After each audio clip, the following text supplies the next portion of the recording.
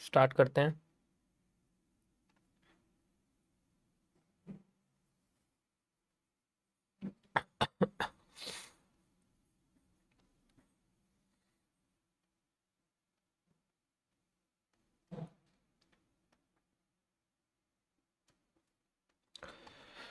Okay,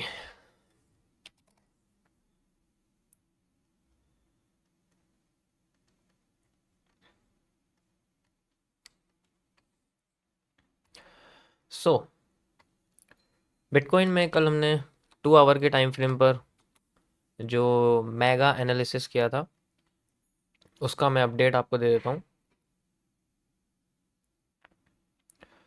सो यहाँ पर अगर आप देखोगे तो पहले की तरह ही जो मूवमेंट है रिकवरी की डिमांड साइड आई थी, है ना। एंड मैंने यहाँ पर आपको एज ए रिवर्सल एरिया लगा के दिखाया था एंड मार्केट ने इस गैप को फॉलो किया है। इसी जगह पर मार्केट ने एक बेरिश एनगल्फिंग दी है एंड देन मूविंग डाउनवर्ड, और अभी सैटरडे संडे चल चुका है तो इस वक्त वॉल्यूम कम हो जाते हैं तो हमें ज़्यादा मूवमेंट देखने को नहीं मिलती है। ठीक है, ज़्यादा मूवमेंट देखने को नहीं मिलती है तो ओरिजिनली आप कह सकते हो कि बीच रास्ते में फंसने वाली स्ट्रेट है, जो कि मैंने यहाँ पैरेलल चैनल के अंदर आपको दिखाई भी थी। आप देख सकते हो कि जैसे ही मार्केट इस पैरेलल चैनल से बाहर जाएगी वो तुरंत वापस आने की कोशिश करेगी, और ये आप देख सकते हो ये अभी उसी पैरेलल चैनल के अंदर फ्लोट कर रही है। ये इसका पहला मूव था। अब इसका दूसरा मूव जो है उसके बारे में हम लोग बात करेंगे, लेकिन उसके लिए हमें बेसिकली सॉरी मंडे की वेट करनी पड़ेगी, क्योंकि इन 2 दिनों में वॉल्यूम कम होता है तो लार्जर टाइम फ्रेम पे इनमें एनालिसिस करना बेकार है। ठीक है, तो छोटे टाइम फ्रेम पे बेटर है करना। अगर हम चाहे तो 5 मिनट्स में कर सकते हैं, ठीक है लेकिन उसमें तो हम लाइव में करते ही हैं।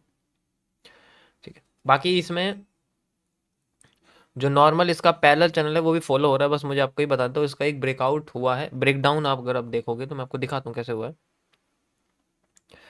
ये आप देख सकते हैं, अगर मैं ऐसी कनेक्टिविटी करता हूँ तो उसका ब्रेकडाउन दिखता है,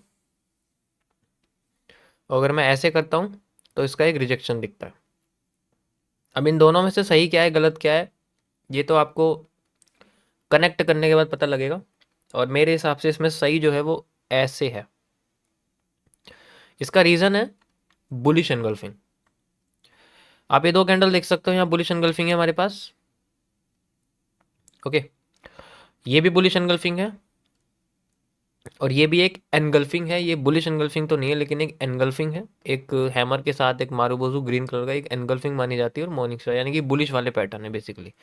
तो उसके हिसाब से मार्केट में हमें यहाँ पर एक ब्रेक डाउन देखने को मिला है। ये पहला मूव है इस ब्रेक डाउन का। मतलब अगर मैं ऐसे पहला चैनल बनाता हूँ तो वो नीचे की साइड का जो मूव है वो हमें देखने को मिला है। ठीक है, अब यहाँ पर वॉल्यूम कॉन्ट्रैक्शन हो रहा है। अगर आप ध्यान से देखोगे, मैं फिलहाल के लिए इसको हटाता हूँ, छोटे वाले एरिया तक लगाता हूँ। You can see like this. अभी फिलहाल के लिए मैं इसको ऐसे बना रहा हूँ, तो आप अगर देखोगे तो इसके अंदर एक वॉल्यूम कॉन्ट्रैक्शन हो रहा है। ठीक है, मार्केट अपने आप को छोटा करती हुई जा रही है। ओके, मैंने इसको फेक आउट में कंसिडर किया है, इसको ऐसे मैं मान रहा हूँ और इसको भी मैं ऐसे मान रहा हूँ, इसलिए आप देख सकते हो ये पीनेंट है बड़ा वाला, बहुत बड़े वाला पीनेंट है। और आप अगर देखोगे तो जब मार्केट में ऐसे पीनेंट बनते हैं तो एक सीसीपी क्रिएट होता है। ये अलग तरीके का पैटर्न है, ये आपका रियलिटी में पीनेंट नहीं है, ये एक तरीके का आपका कंसोलिडेटेड ट्रायंगल है। ठीक है, ओके।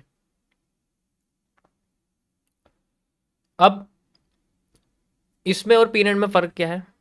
बहुत फ़र्क है, मैं दिखाता हूँ आपको फ़र्क कैसे है।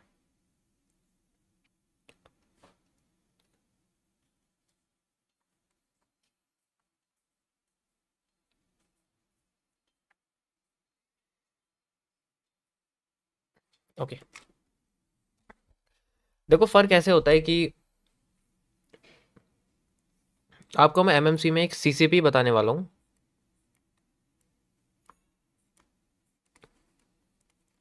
कॉम्प्लेक्स चार्ट पैटर्न है ये भी एक तरीके का। ठीक है, ये आपका आप कह सकते हो कि ये एक पीनट्स या ट्रायंगल की तरह दिखता है लेकिन होता नहीं है। ठीक है, पीनट्स या फिर आप इसे ट्रायंगल कह सकते हैं कि इनकी तरह ये नज़र तो आता है लेकिन होता नहीं है।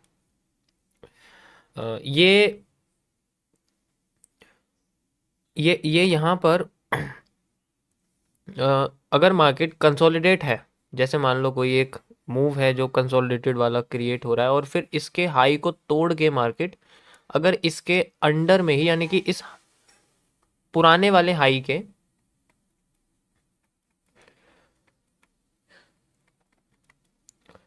अंडर में ही, मतलब इसके ऊपर ही वो वॉल्यूम कॉन्ट्रैक्शन कर दे, यानी कि छोटा मूव। ये जो सीसीपी आपको मैं बता रहा हूँ ये बेसिकली मार्केट में वॉल्यूम कॉन्ट्रैक्शन के बारे में है, मतलब जहां पर स्ट्रक्चर ऐसे हो जाते हैं, छोटे हो जाते हैं आगे से। ठीक है, अब यहां पर जो ये मूव है ये अगर हमारे अंडर में आता है तो इस केस में मार्केट में हमें जो है रिजल्ट जो है ट्रेंड का, ऐसे पैटर्न का जो रिजल्ट है वो हमें ट्रेंड के साथ ही देखने को मिलता है ज़्यादातर केसेस में, मतलब वो ट्रेंड को फॉलो करता है। ठीक है, ट्रेंड को फॉलो करता है। अब अगर इसका उल्टा हो जाए, अगर ये स्ट्रक्चर बिल्कुल सेम है हमारे पास, मतलब अगर ये स्ट्रक्चर जो है हमारे पास ये बिल्कुल सेम है, इस तरीके से बना हुआ है और यहाँ पर ये आप देखोगे तो इसका हाई इसने तोड़ दिया है, लेकिन जब ये रिकवरी करने आए तो ये अपने हाई के अंडर दोबारा चला जाए, मतलब ऐसे चला जाए। अगर आप देखोगे मैं आपको दिखाता हूँ। ठीक है, और फिर अपने आप को रिकवर करने लग जाए। ठीक है, तो इस केस में ये मार्केट में एक डब्ल्यू की तरह क्रिएट होता है। ठीक है, समझ रहे हो ना मैं क्या कह रहा हूं? अगर ये इस तरीके से बन जाए, मतलब उसके हाई के अंदर दोबारा से चली जाए, जैसे कि एक आईएफसी का फेल हो जाना, ये वो चीज है। ठीक है, गॉट इट। एक आईएफसी का फेल हो जाना, ये वो पैटर्न मैं आपको बता रहा हूं कि अगर मार्केट में हाई टूट जाए और हाई के ऊपर ही कोई भी पैटर्न बन जाए, मैं यहां पर बेसिकली सिर्फ पीनट्स के बारे में बात कर रहा हूं अभी, बाकी सबका अपना अलग अलग मैटर होता है। ऐसी जगह पे वेजेस नहीं बनते। ठीक है, ऐसी जगह पे पैरेलल चैनल्स नहीं बन सकते, ऐसी जगह पे फ्लैग नहीं बन सकते,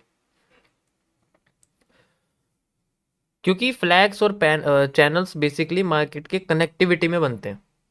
वो किसी एक कंसोलिडेशन को दूसरे कंसोलिडेशन से कनेक्ट करते हैं, वो ट्रेंड कनेक्ट नहीं करते कभी भी। अब यहां पर अगर ऐसा हो जाए तो इस केस में मार्केट में जो मूव है वो बेसिकली मार्केट के अपोजिट जाने का काम करता है।